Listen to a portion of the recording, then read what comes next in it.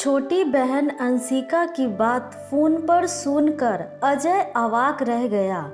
भाई, जब तुमको औकात नहीं है मेरे ससुराल में नेक चार मत किया करो।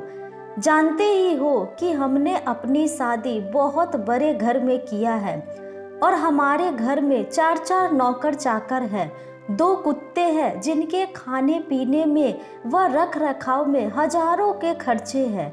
30,000 रुपए की साड़ी और 1 किलो मिठाई सस्ती सी लेकर आ गए, वो भी वही पुराना अपना शादी वाला सूट पहने हुए। कितना ज़्यादा बेइज्जत महसूस कर रही हूँ। धारा प्रवाह बोले जा रही अंशिका के अर्नग्न कहासुनी से अजय को बहुत ही दुख हो रहा, लेकिन वो बेचारा न तो कुछ कह सकता है न ही फोन काट रहा है। तभी मिताली ने फटाक से फ़ोन छीना और फट कर दिया। ये क्या तरीका है फ़ोन लेने का? तो आपको बहन की जली कटी बातें सुनकर बीपी बढ़ानी है? एक तो संपन्न घराने में शादी भी कराया गया, ऊपर से आप पर अमीरी का रौब दबा दिखा रही है। हद है। अभी तो अब की उसकी शादी का कर्जा नहीं चुका है, हर महीने 50,000 कटता है, घर का लोन है, माँ की बीमारी के इलाज के पैसे की कमी से अस्पताल भी नहीं ले जा पा रहे। एक आप है कि उसको डपटने के बजाय चुपचाप सुने जा रहे। मिताली अपने पति को सांत्वना देती है। देखिए जी, हम अब दिखावा करने वाले तो है नहीं। अंशिका के मन में पैसे का ठसक भर गया है तो क्या भरे रहे।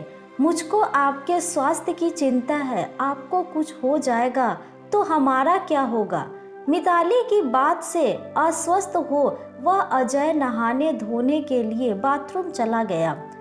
अजय एक बैंक में क्लर्क है, 75,000 तनख्वाह है, उसके 2 बच्चे और घर में पत्नी मिताली है और विधवा माँ सावित्री जी है, जिनको अस्थमा के अलावा हाई ब्लड प्रेशर व शुगर भी है। अंशिका की शादी लव मैरिज है, कॉलेज में एक अमीर लड़के से प्रेम की पिंगे बढ़ाती है और उससे ही शादी करने की जिद पकड़ लेती है। अंततः अजय को बहन का रिश्ता लेकर जाना पड़ा है। उसके ससुराल वाले बहुत रईस है, लेकिन अपने आप में रहने वाले। ये तो अंशिका की जिद थी कि मेरी शादी बहुत बड़े होटल से हो। बेचारा अजय बैंक से पर्सनल लोन लेता है, जिसमें अंशिका की ज्वेलरी, कपड़े लत्ते के अतिरिक्त होटल का खर्चा जोड़कर 20 लाख खर्च हो जाता है। हाल में अंशिका की ननद की शादी है, जिसमें अजय का एक साड़ी और मिठाई के साथ न्योता पुरता है। इसलिए अंशिका फोन पर सुनाती है, लेकिन उसके दिमाग में ये नहीं आ रहा कि पिछले साल उसकी शादी में भाई ने ही कर्ज लेकर सब इंतजाम किया था।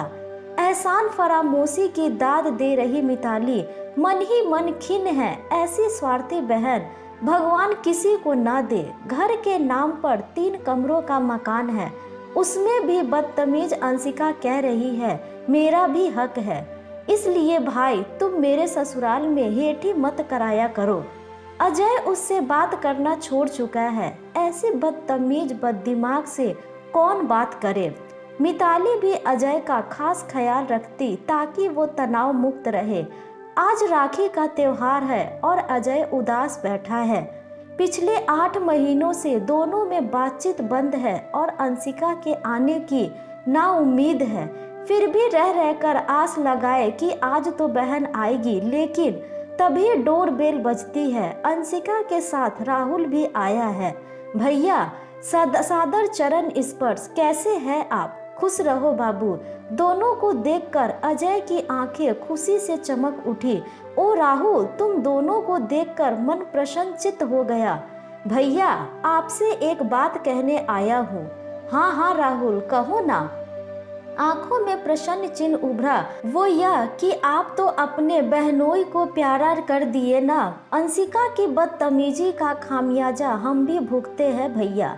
ये बहुत पश्चाताप की अग्नि में तप रही है। जब से पता चला कि आप हमारी शादी धूमधाम से करने के चक्कर में लोन चुका रहे और आर्थिक दिक्कत झेल रहे, यह तो ठीक नहीं है ना। आपसे अंशिका माफ़ी मांगने आई है और मैं आपका ऋणी हूँ कि आपने मुझे अपना बहनोई बनाया है। अब से मैं गैर नहीं हूँ भैया, आपका छोटा भाई स्वरूप हूँ। हाँ भैया, माफ़ कर दो। अंशिका भाई के चरणों में गिर पड़ी। अजय भी अपनी छोटी बहन को गले लगा लेता है। भैया, आपसे विनती है मेरी, ये है 10 लाख का चेक, कल बैंक में जमा करा दीजिएगा और बाकी का रकम भी 1-2 दिन में क्लियर करा दूंगा। अरे नहीं राहुल, धीरे धीरे सब चुकता हो जाएगा। नहीं भैया, आप मुझको अपराध बोध से निकल जाने दे। जब से पता चला कि आपकी बहन ने आपकी जिद मनवाने के चक्कर में आप सबको तकलीफ दी है, तो कभी होटल में शादी न होने देता, मंदिर में शादी कर लेना मंजूर रहता, लेकिन ऐसे नहीं कि मेरा परिवार आर्थिक रूप से निर्बल जिंदगी जिए। आपको ये पैसा कर्ज के रूप में दे रहा हूँ, जब देना होगा तभी दीजिएगा, वरना कोई नहीं।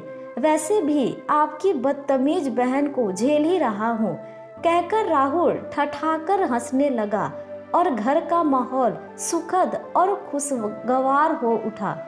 तो दोस्तों, यह थी हमारी आज की कहानी। आपको यह कहानी कैसी लगी हमें कमेंट करके ज़रूर बताएं।